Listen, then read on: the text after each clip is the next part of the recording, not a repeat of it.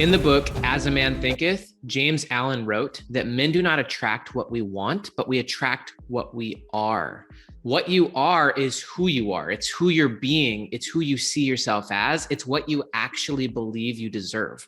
There's actually a great book by Gary Cady. He wrote a book called Raise Your Healthy Deserve Level. And in that book, he said that you do not get in life what you deserve, but you get what you believe you deserve. So these two quotes come together.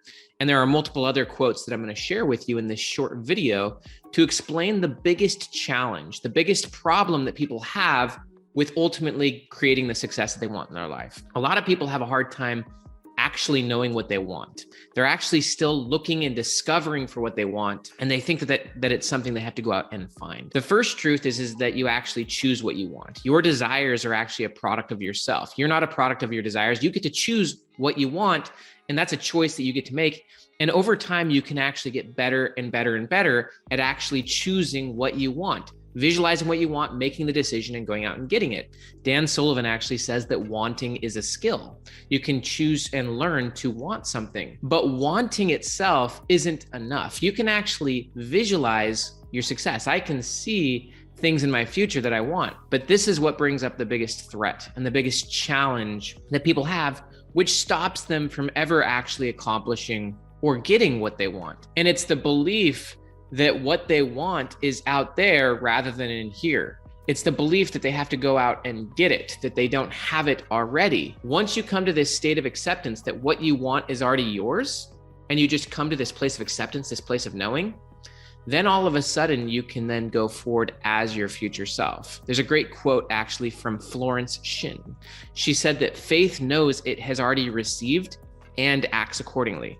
So once you know you already have what you want, then you can move forward from the perspective of having, from receiving, from being, rather than as trying to go out and get it. Dr. David Hawkins would explain, this is the difference between having power versus having force. If you don't think that what you want is yours, and if you don't believe that your future self is already you, then you're gonna try to force things to happen. But once you already know that what you want is yours, then you can move from a place of power, a place of acceptance. Because again, back to the original quote I shared with you, men do not attract what they want, but what they are. And so once you just accept that what you want and basically who your future self is already right here, right now, it's already yours, then you can actually just create it. You can move forward from that place, and there will be so much less friction. There's a simple framework for explaining this. It's the concept of be, then do, then have. You have to first be who you want to be and do what your future self would do.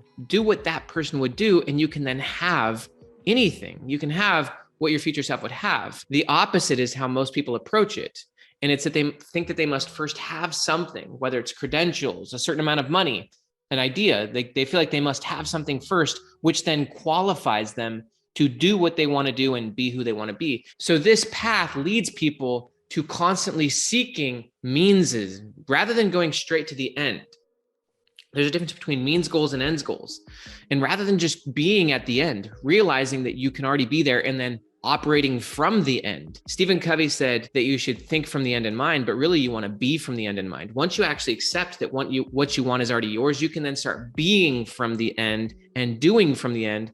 Whereas the opposite is where you think you must have something first. And this leads you to pursuing means, where you're constantly focusing on means goals rather than ends goals. And the problem with this approach is that there's no end to believing you must have something first. And so people spend their whole career, their whole life striving to have some means first, which they think that they need in order to ultimately do and be who they want to be.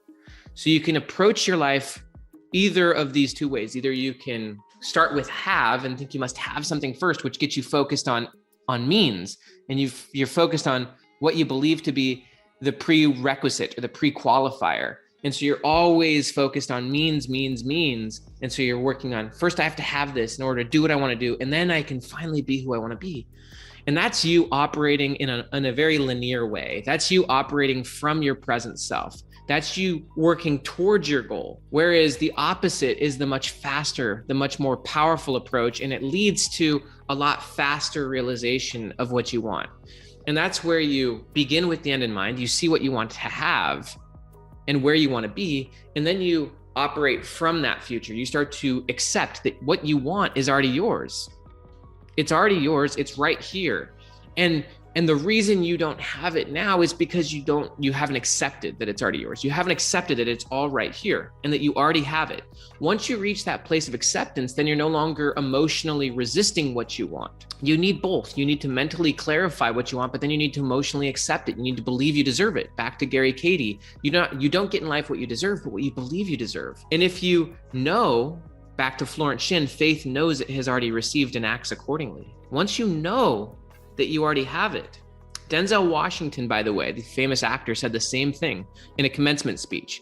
He said that what you want, and he used kind of a religious or a spiritual example. He said, anything that you want in your heart, a true heart's desire, is basically God's evidence sent before you that it's already yours. The real challenge that people have is accepting that what they want is already theirs, that it's right here, it's not out there. Once you know that what you want is already yours, then you can be and do from that place of acceptance, from that place of knowing. Stephen Covey, in the book 7 Habits of Highly Effective People, actually said, to know and not do is to really not know. And so this is exactly back to Yoda. He said, do or don't do. There is no try. So all of these things come together that if you know that what you want is already yours, if you've come to a place of acceptance and you realize it's right here, it's not out there, it's internal, it's not external. Once you actually accept that reality, and it's at a place of emotional development where emotionally you just receive it, emotionally you accept it, emotionally you know it, then you can start being and doing from that place of knowing. Again, to know and not do is to not know. And so if you don't know that what you want is already yours, then you're going to still try to prove yourself. You're going to still try to pre-qualify. You're going to go out there and try to prove either to yourself or to others that you're worthy of it or whatnot. That type of energy, that lack of emotional place of deserve, leads you to constantly chasing things that you think will enable you to finally deserve what you want. You'll never get there because you're always chasing meanses, and you're never actually just realizing that you are the end. You can receive the end. You can have the end. And once you actually know that internally and emotionally, then you start acting from that place. Remember, first you be, and then you do, and then you have. And actually, all of your behavior comes from your identity. Your identity is what you most believe in about yourself. Your identity is what you've most committed yourself to. It's what you've believed is most true about yourself. And so once you just accept as the identity that you are who you want to be, that you already have what you want, then you will do from that place. Then you will do as your future self.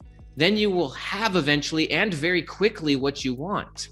It's a lot more of a non-linear approach to learning. It's a non-linear way of living. It's being from your future rather than towards your future. If you're always doing towards your future, then you're always operating from your current self. But if you actually just receive and accept that your future self is already you, then you will do from your future self, and you will create far more direct pathways to getting what you want. There will be less emotional friction, and you'll start immediately letting go of all the things in your life that clearly don't resonate with you being your future self now. This has happened to me so many times in my life.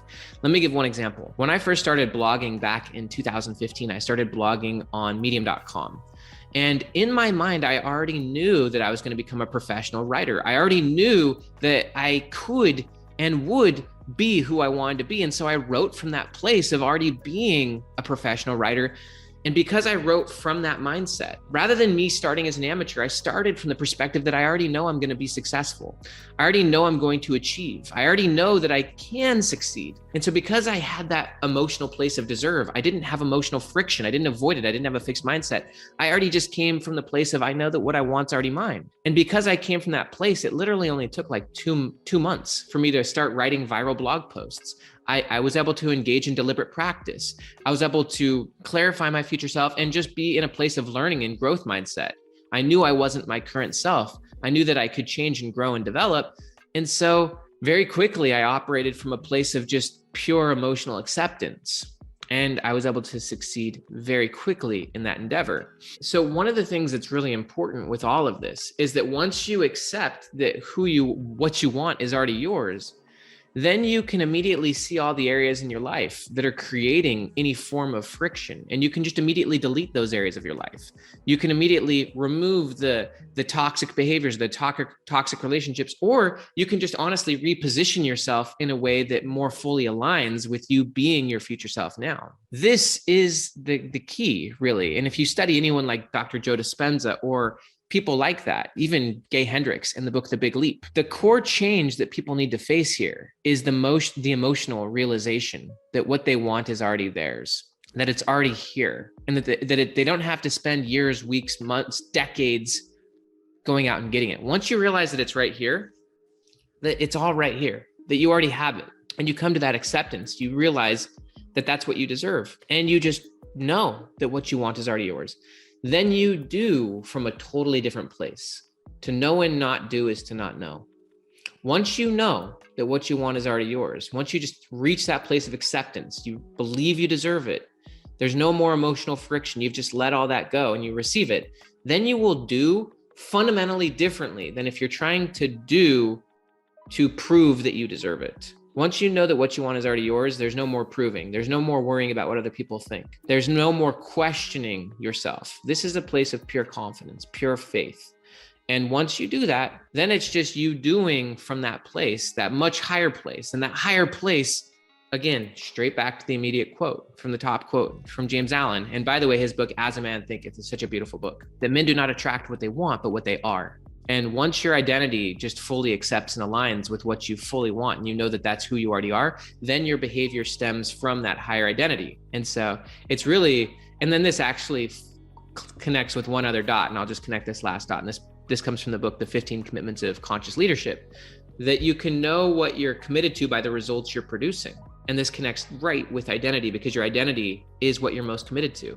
Basically, the results you're producing are what you're most committed to. You can know what you're committed to by the results you're producing in all aspects of your life. Whatever you are producing right now is what you're committed to.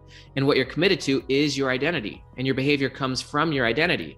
So once you just accept and fully believe and realize that you deserve what you want and that it's already right here, once you fully accept that and know that it's not out there, it's right here. Everything you want is already here. You already have it. You just didn't even realize it. Actually, Gary Cady says that in his book, Raise Your Healthy Deserve Level, that so many successful people are chasing the finish line when they fail to realize they already passed it a long time ago. They're still chasing some finish line that they crossed a long time ago. And because they don't realize it, because they don't believe it, they miss so much ease of what was already theirs to receive and to create and to do from that better place. So my question for you is, are you still chasing something that fundamentally you already actually have? And if you actually realized that what you wanted you already have, and you came from that place of knowing, how would that change everything about what you're doing?